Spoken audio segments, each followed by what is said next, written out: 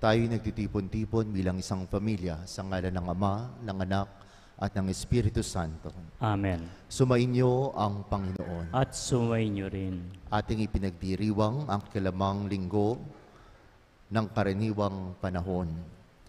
Ating mapapakinggan sa Ebanghelyo kung paanong winika ni Jesus na pumalaot kayo sa malalim. Duc in altum, go into the deep. Ang ating panalangin ngayong Eucharistia ay sana ay lumalim ang ating ugnayan at relasyon sa ating Panginoon. Sa mga pagkakataon na kung saan hindi lumalalim ang ating relasyon dahil sa ating kahinaan at sa ating mga nagagawang kasalanan, lumapit tayo ngayon sa mahabaging Ama at humingi ng tawad. Panginoon, kami nagkasala sa iyo. Panginoon, kaawaan mo kami. Panginoon, kaawaan mo kami. Kaya naman, Panginoon, ipakita mo ang pag-ibig mong wagas. Kami ay lingapin at sa kahirapan ay iyong iligtas. Kaawaan tayo ng makapangyarihang Diyos. Patawarin tayo sa ating mga kasalanan at patnubayan tayo sa buhay na walang hanggan. Amen.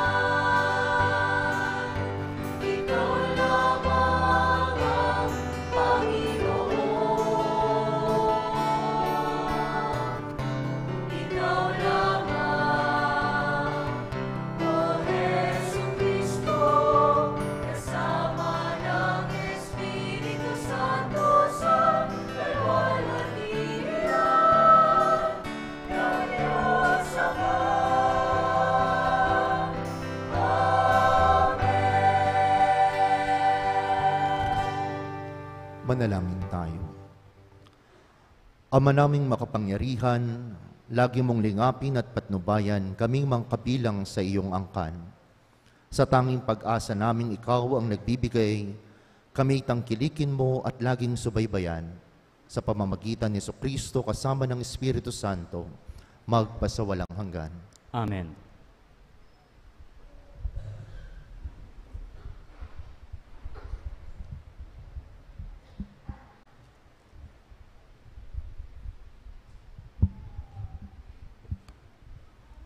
Pagbasa mula sa aklat ni Propeta Isayas. Nang taong mamatay si Haring Uzias, nakita ko ang Panginoon. Nakaupo siya sa isang napakataas na luklukan.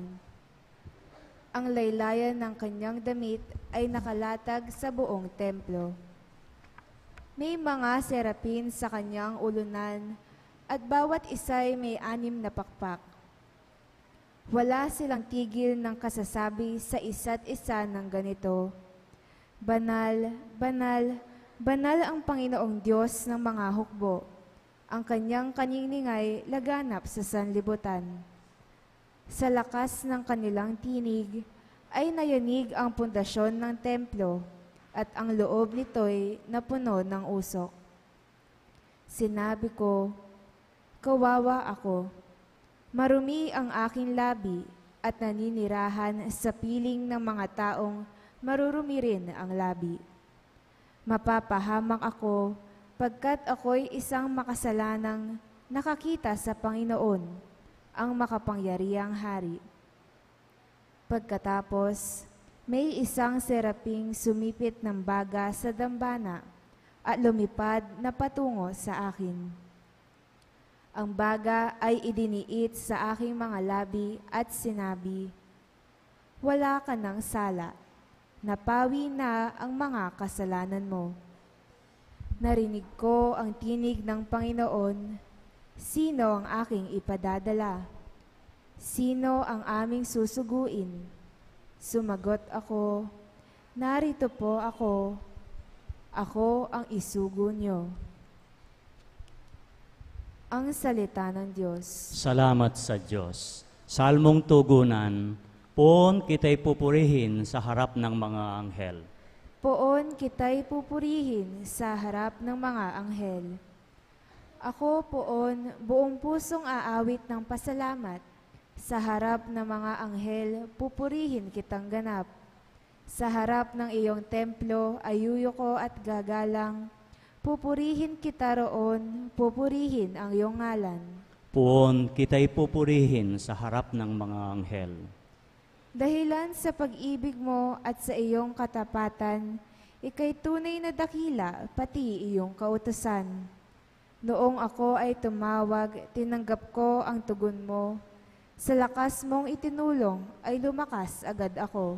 Poon kita'y pupurihin sa harap ng mga anghel. Dahilan sa pangako mong narinig ng mga hari, pupurihin ka ng lahat at ika'y ipagbubunyi. Ang lahat ng ginawa mo ay kanilang aawitin, at ang kadakilaan mo ay kanilang sasambitin. Poon kita'y pupurihin at sa harap ng mga anghel. Nahahandang harapin mo, mapupusok kong kaaway, ligtas ako sa piling mo, sa takas na iyong taglay. Yaong mga pangako mo ay handa mong tupding lahat. Ang dahilan nito poon, pag-ibig mo'y di kukupas, at ang mga sinimulang gawain mo'y magaganap. Poon kita'y pupurihin sa harap ng mga anghel.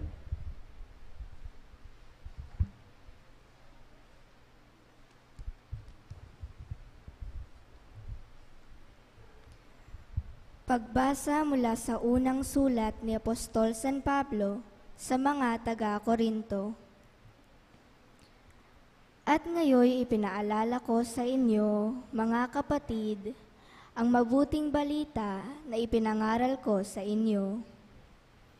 Iyan ang pahayag na inyong tinanggap at naging saligan ng iyong pananampalataya. Sa pamamagitan nito'y naliligtas kayo kung matatag kayo nananangan sa salitang ipinangaral ko sa inyo. Liban na nga lamang kung kayo'y sumasampalataya, di iniisip ang inyong sinasampalatayanan. Sapagkat ibinigay ko sa inyo itong pinakamahalagang aral na tinanggap ko rin. Si Kristo'y namatay dahil sa ating mga kasalanan, bilang katuparan sa nasasaad sa kasulatan. Inilibing siya at muling nabuhay sa ikatlong araw, ayon din sa kasulatan. At siya'y nagpakita kay Pedro, saka sa 12. Pagkatapos, napakita siya sa mahigit na 500 kapatid na nakakatipon. Marami sa kanila'y buhay pa hanggang ngayon. Bagamat patay na ang ilan, at nagpakita rin siya kay Santiago, saka sa mga apostol na sama-sama noon. Saka huli-hulihay nagpakita rin siya sa akin. Bagamat ako'y tulad ng batang ipinanganak ng di kapanahunan, sapagkat ako ang pinakahamak sa mga apostol. Ako'y di karapat-dapat tawaging apostol, sapagkat inusig ko ang simbahan ng Diyos. Ngunit dahil sa kagandahang loob niya, ako'y naging apostol, at hindi naman nawalan ng kabuluhan ang kalooban niyang ito sa akin. Nagpagal ako ng higit kaysa kanino man sa kanila, bagamat hindi ito sa sarili kong kakayanan, kundi sa tulong ng Diyos sa akin. Kaya't maging ako o sila, ito ang ipinangangaral namin, at ito ang pinananaligan ninyo.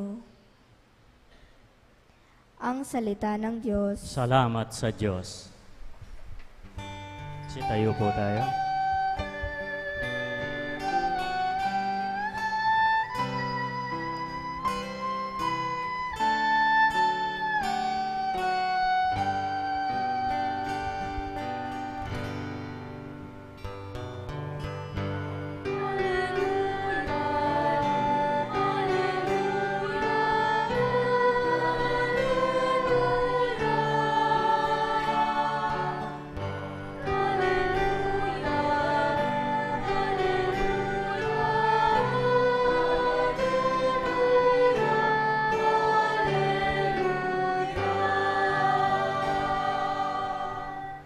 Tayo pong lahat, Sumunod kayo sa akin, at kayo'y aking gagawing katambal ko sa tungkulin.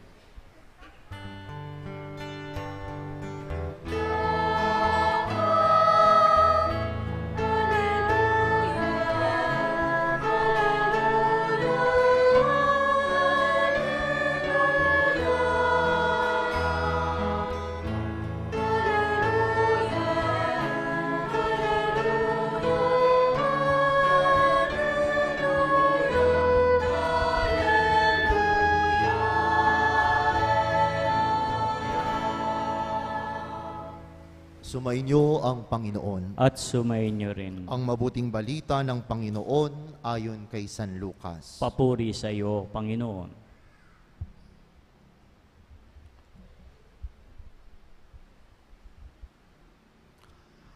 Noong panahong iyon, nakatayo si Jesus sa baybayid ng lawa ng Genesaret.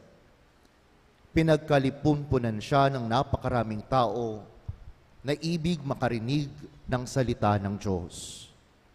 May nakita siyang 2 bangka sa baybayin. Nakalunsad na ang mga mangingisda at naguhugas ng kanilang mga lambat. Lumulan siya sa isa sa mga bangka at hiniling kay Simong may-ari nito na ilayo ng kaunti sa tabi. Naupo siya sa bangka at nangaral sa mga tao. Pagkatapos niyang magsalita, ay sinabi kay Simon, "Pumalaot kayo at ihulog ang mga lambat upang manghuli." Sumagot si Simon, Guro, magdamag po kaming nagpagod at wala kaming nahuli. Ngunit dahil sa sinabi ninyo, ihuhulog ko ang mga lambat. Gayon nga ang ginawa nila at sa dami ng kanilang huli ay halos magkansisira ang kanilang mga lambat. Kaya't kinawayan nila ang kanilang mga kasamahang nasa ibang bangka upang patulong. At lumapit naman ang mga ito. Napuno ang dalawang bangka na halos lumubog. Nang makita iyon ni Simon Pedro, siya'y nagpatira pa sa paanan ni Jesus at nagsabi, "Lumayo po kayo sa akin, Panginoon, sapagkat ako'y makasalanan." Nang gilalas siya at ang kanyang mga kasama, dahil sa dami ng kanilang huli, gayon din sina Santiago at Juan, mga anak ni Zebedeo, na mga kasosyo ni Simon. At sinabi ni Jesus kay Simon, "Huwag kang matakot. Mula ngayoy, mamalakaya ka ng mga tao." Nang maitabi na nila ang kanilang mga bangka, iniwan nila ang lahat at sumunod kay Jesus. Ang mabuting balita ng Panginoon. Pinupuri ka namin, Panginoong Jesucristo.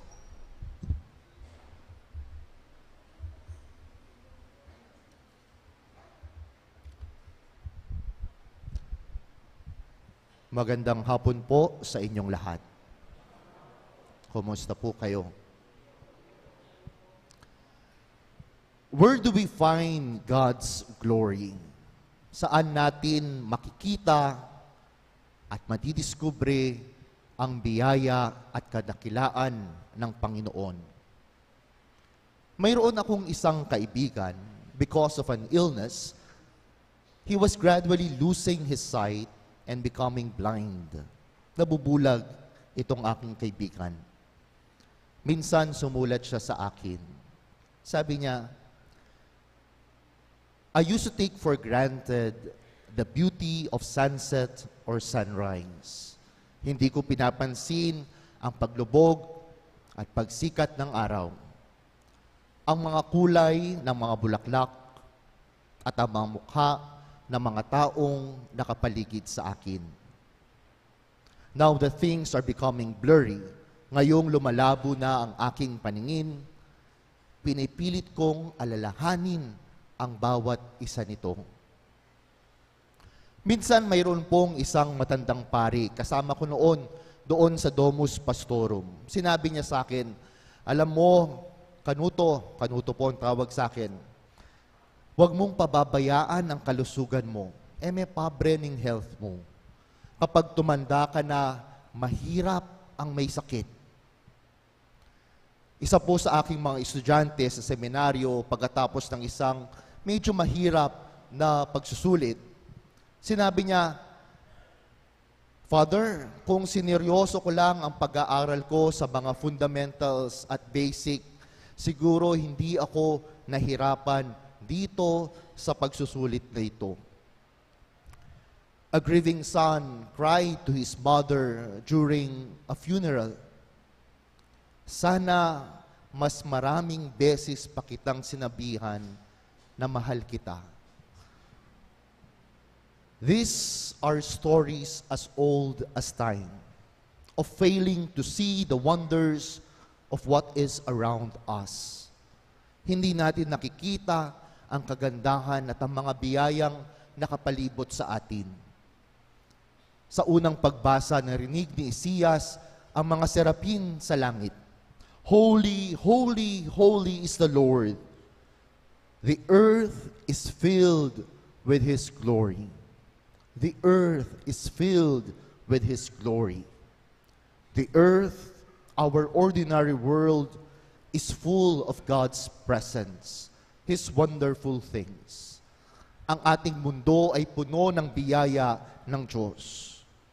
And when this truth strikes anybody with stark clarity, those are moments of apparition.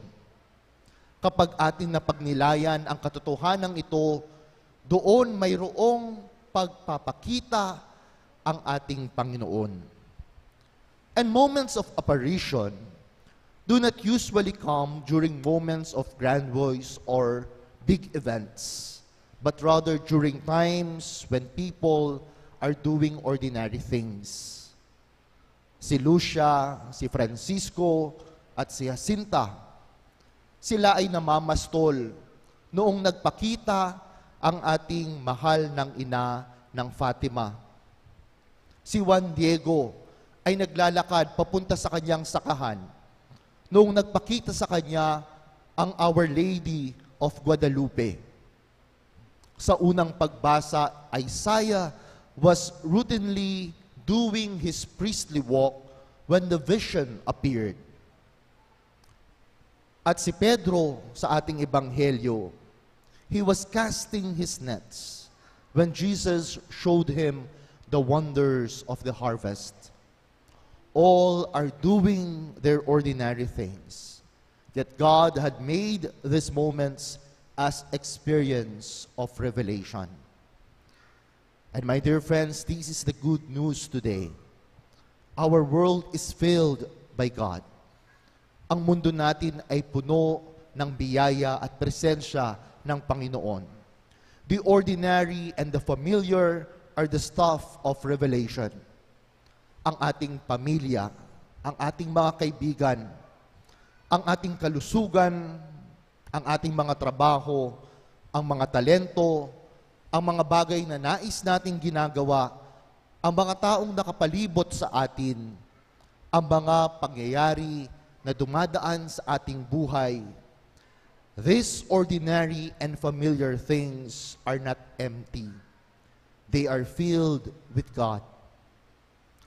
Ang paaralan ay hindi lamang lugar kung saan makakakuha tayo ng mga grado. It is also the locus of truth, kung saan matututunan natin ang katotohanan. Ang ating mga lugar kung saan tayo nagtatrabaho, the office and the workplace, these are not only sources of our living or salaries. These are also the locus of integrity. Ang ating pamayanan, our neighborhood, hindi lamang ito kung saan tayo nakatira. Ito rin ay lugar kung saan mayroong pagkakaisa at pagpapatawad. Ang ospital ay hindi lamang dispenser ng mga gamot. Ito rin ay lugar kung saan makakakita tayo ng malasakit. Ang simbahan ay hindi lamang lugar kung saan tayo lumuluhod, nagdadasal ng nobina, nagsisimba. Naway ito rin ay tunay na lugar kung saan nagkakaroon ng kapayapaan. Ang pamilya ay hindi lamang pinakamaliit na panlipunang ugnayan, the social relation. It is also the locus of genuine love. Yet there are times when ordinary becomes boring, when familiar breeds animosity. Nagsasawa na tayo sa mukha ng isa't isa. When the commonplace becomes a place of complacency. And then we see our nets empty. Para bang nauubusan tayo? Para bang wala ng laman at kahulugan ang buhay? There are times when we succumb to the attitude of pwede na yan and become slaves of mediocrity. There are times when we did everything we could. Kulang na lang kakantahin natin ang mga linyang, I did my best, but my best is not good enough. Katulad ng mga apostol sa nabasang ebanghelyo, Master, we have worked hard all night and have caught nothing. Kapag tayo ay nasagad dahil na-disappoint tayo, when we become disillusioned, kapag ang dagat ay wala ng lamang isda para kay San Pedro, o ang templo ay wala ng kabanalan para kay Isiyas, ang mundo ay wala ng sigla, wala ng ningning. Kung ang pamilya ay parati na lamang may problema, kung ang simbahan ay nagtatanong tayo, mabuti pa ba ang ang mga pari natin, ang mga leader dito sa simbahan. Kung sa gobyerno o sa politika, tinatanong natin, mayroon pa bang mahusay na kandidato? Kung sa opisina, mahusay pa ba? O pwede ba ang mga boss natin o okay ba yung mga kasama natin sa trabaho? When seas turned out to be empty, what are we to do? Go out into the deep.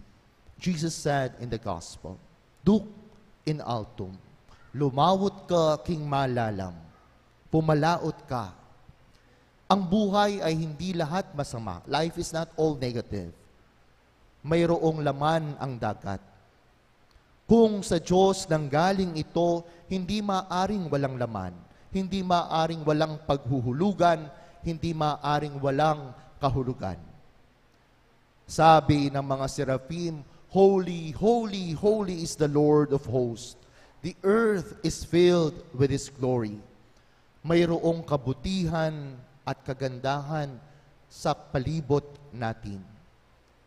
If we cannot see this, then maybe we are in shallow waters. Mababaw pa ang ating pananaw.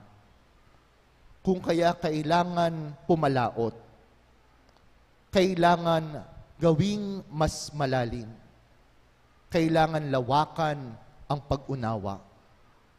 Sometimes we need to change our perspectives. Kailangan palitan ang ating pananaw, ang ating paniniwala.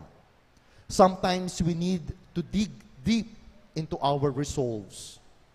Sometimes we just have to persevere. Go into the deep. When we do, the harvest will be rich. That is the promise of the gospel.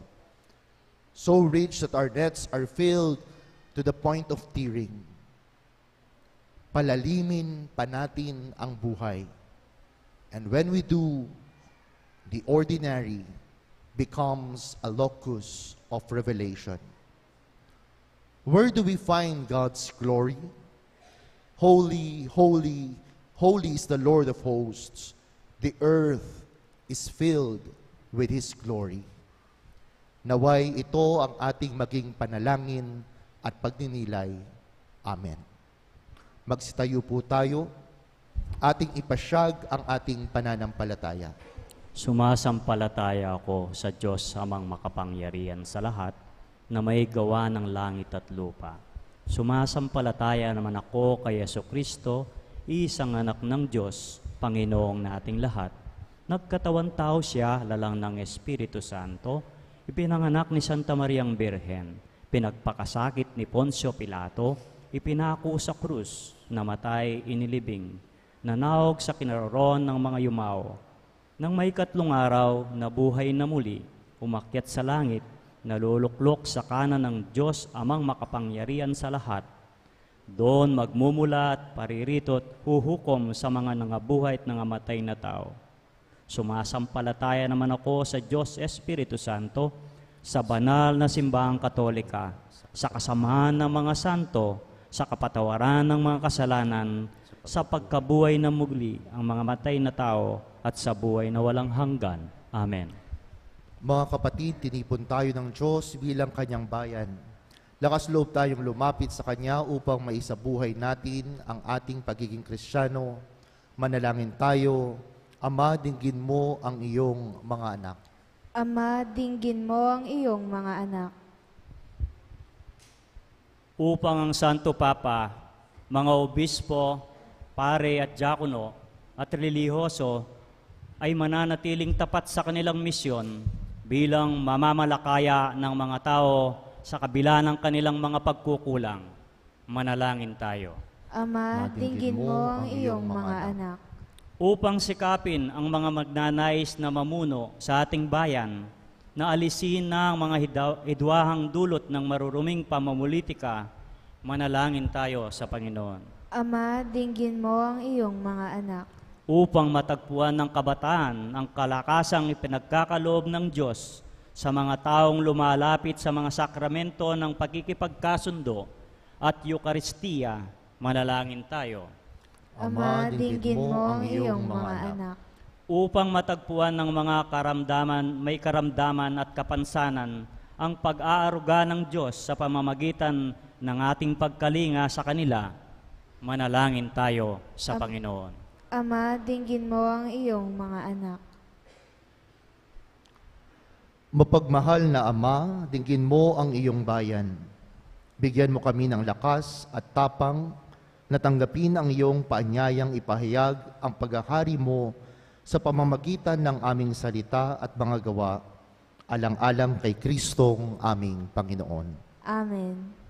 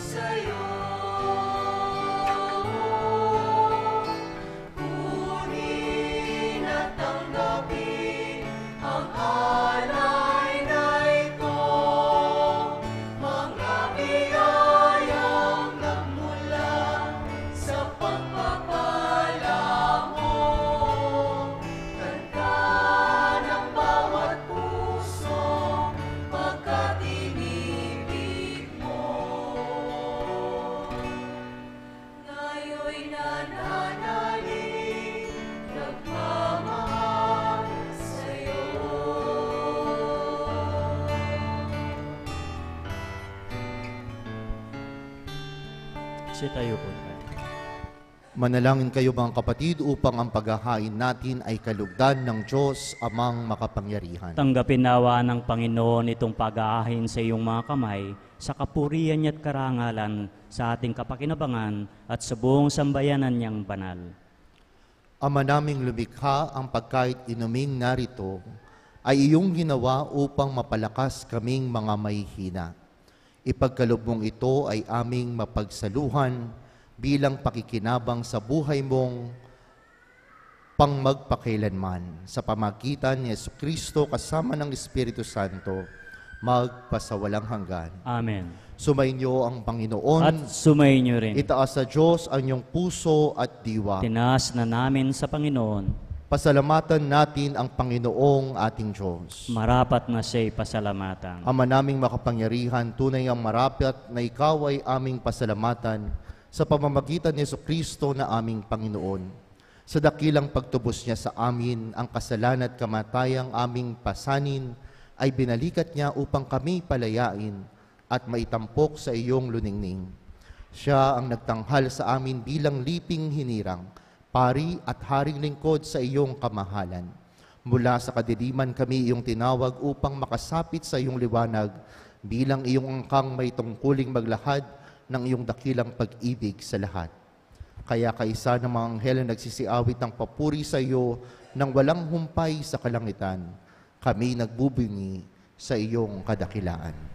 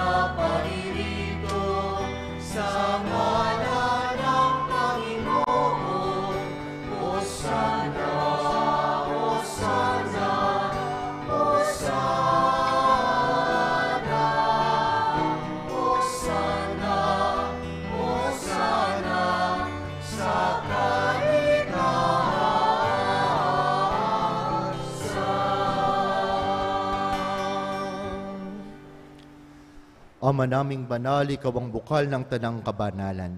Kaya't sa iyo, ng iyong Espiritu, gawin mong banal ang kaloob na ito upang para sa aming maging katawan at dugo ng aming Panginoong Hesukristo.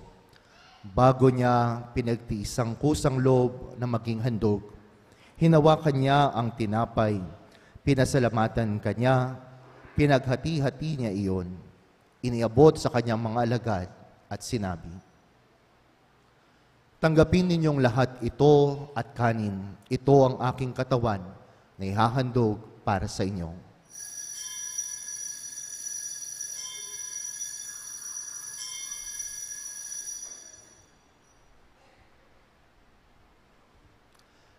Gayon din naman nung matapos ang hapunan, hinawakan niya ang kalis. Muli kanyang pinasalamatan. Iniabot niya ang kalis sa kanyang mga alagad at sinabi, "Tanggapin ninyong lahat ito at inumin. Ito ang kalis ng aking dugo, ng bago at walang hanggang tipan. Ang aking dugo na ibubuhos para sa inyo at para sa lahat, sa ipagkapapatawad ng mga kasalanan. Gawin ninyo ito sa pag-alala sa akin."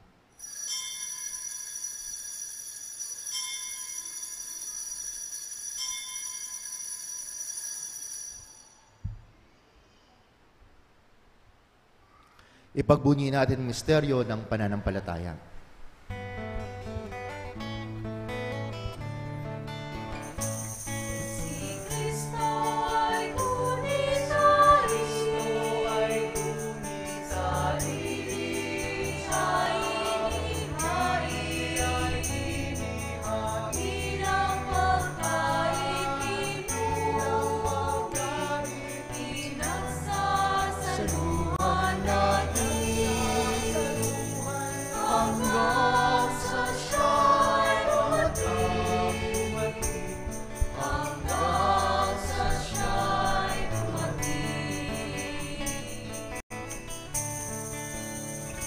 Ama, ginagawa namin ngayon ang pag-alala sa pagkamatay at muling pagkabuhay ng iyong anak, kaya't inaalay namin sa iyo ang tinapay na nagbibigay buhay at ang kalis na nagkakaloob ng kaligtasan. Kami nagpapasalamat dahil kami iyong minarapat na tumayo sa harap mo para maglingkod sa iyo. Sinasamo namin kaming magsasalo-salo sa katawan at dugo ni Kristo ay mabuklod sa pagkakaisa sa pamamagitan ng Espiritu Santo. Amalingapin mo ang iyong simbahang laganap sa buong daigdig. Puspusin mo kami sa pag-ibig kay San Francisco na aming Papa, ang aming mga obispo Florentino at Pasiano ng Tanang Kaparian at ng pamilyang iyong. Alalahanin mo rin ang mga kapatid naming nahimlay nang may pag-asang sila'y muling mabubuhay. Gayon din ang lahat ng mga pumanaw. Kaawaan mo sila at patuloyin sa iyong kaliwanagan. Kaawaan mo at pagindapatin kaming lahat na magkasalo sa iyong buhay na walang wakas. Kaisa ng mahal na Birheng Maria na Ina ng Diyos, kaisa ni San Jose, ang kanyang esposo, kaisa ng mga apostol at ng lahat ng mga banal na namuhay dito sa daigdig ng kalugod-lugod sa iyo. May pagdiwang nawa namin ang pagpupuri sa ikararangal mo sa pamamagitan ng iyong anak na aming Panginoong Hesukristo. Sa pamamagitan ni Kristo, kasama niya at sa Kanya, ang lahat ng parangal at papuri ay sa iyo, Diyos Amang makapangyarihan, kasama ng Espiritu Santo, magpasawalang hanggan.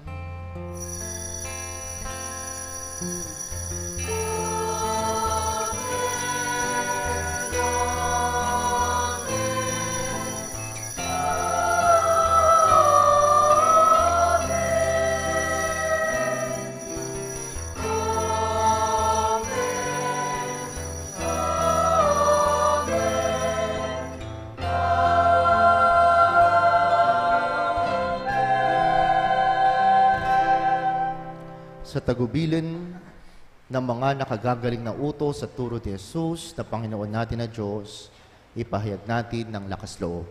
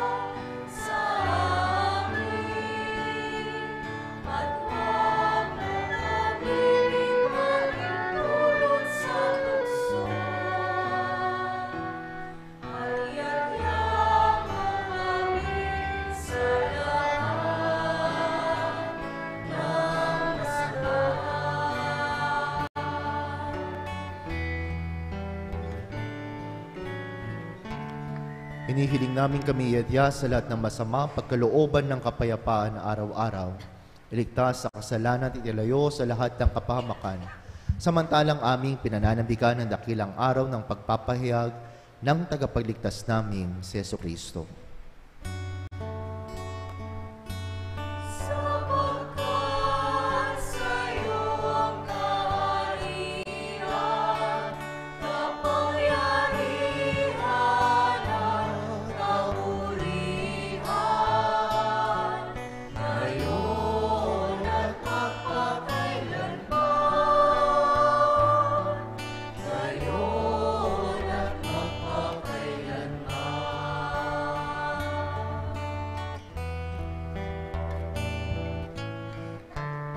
Panginoong Hesukristo, sinabi sa iyong mga apostol, kapayapaan ang iniiwan ko sa inyo, ang aking kapayapaan ang ibinibigay ko sa inyo.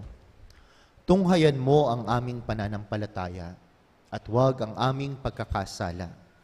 Pagkalooban mo kami ng kapayapaan at pagkakaisa ayon sa iyong kalooban, kasama ng Espiritu Santo, magpasawalang hanggan.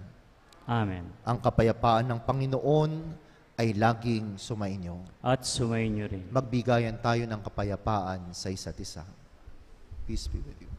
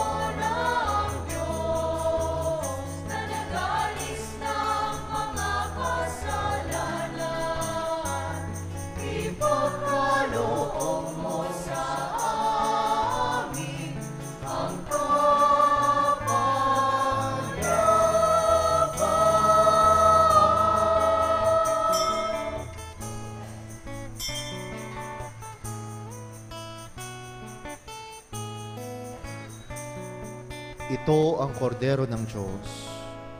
Ito ang nag-aalis ng kasalanan ng sanlibutan.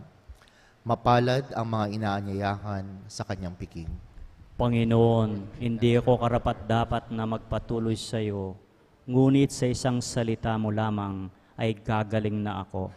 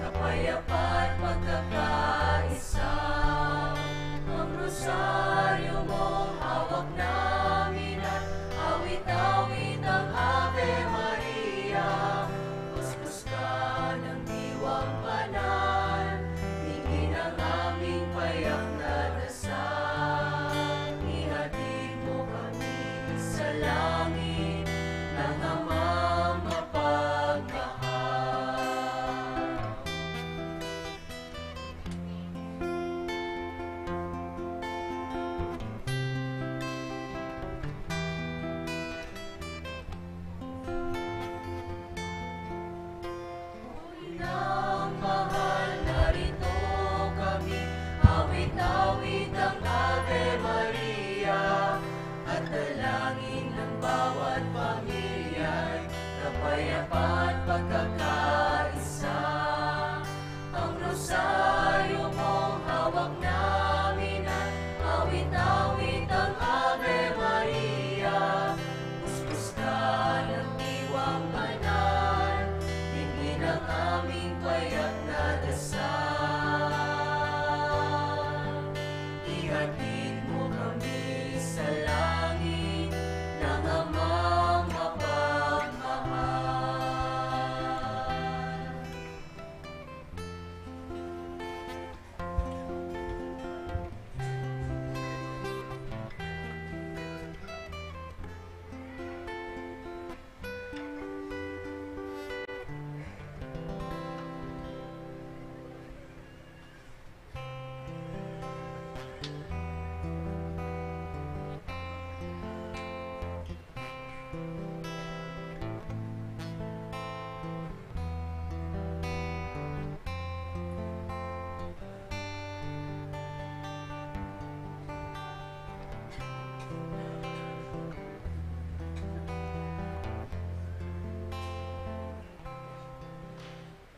Announcement. Tomorrow, February 11, we commemorate the memorial of Our Lady of Lourdes, which is also observed by the Catholic Church as the World Day of the Sick. In this commemoration, we have the Last of the Triduum in honor of Our Lady of Lourdes at 6:10 tonight. At her feast tomorrow, we shall celebrate the Eucharist at 6:30 in the evening in honor of Our Lady of Lourdes. And primarily for our sick brothers and sisters, may we encourage our Paris community to bring to this Mass our sick relatives, friends, and who will be prayed for and blessed during the Mass. Thank you. In behalf of our parish priest, Father Deogracias Kergalang, we'd like to extend Father Kenneth Alde for celebrating our 5 o'clock Mass. Salamat po, Among.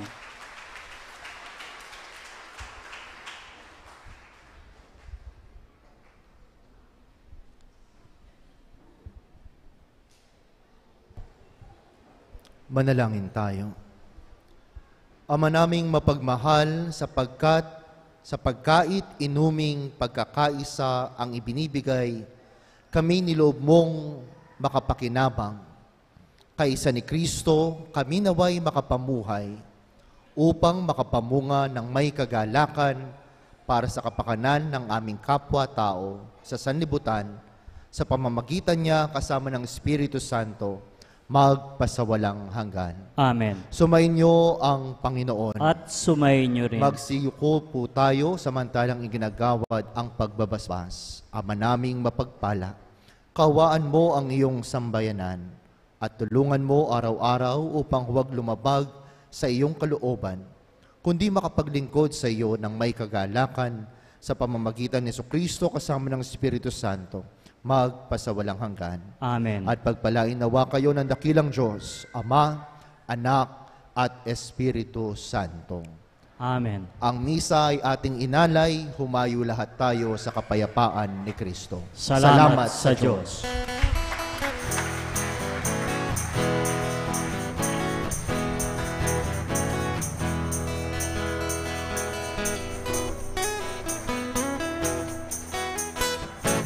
Umayos hinayag, purihin siya, at ating inunyag, mawigan siya. Pagliligtas ng Diyos nasa krus ni Jesus, ang siyang sa mundo'y lumubos. Langit at lupa, siya'y kapurihan, araw at kala, siya'y parangalan. Hangin pag-ibig ang pag-ibig ng Diyos sa kanan, Hallelujah! Pagkisigaw sa lahat, kahilingan niya'y wagas, ngayong lukhan sa lahat. Pag-ibig niya sa inyo'y kapal.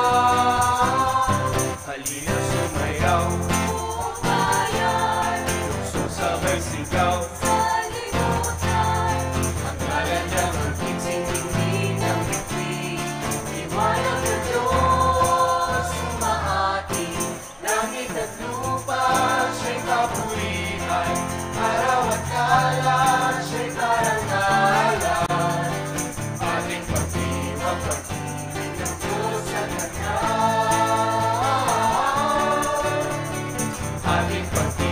kapatid.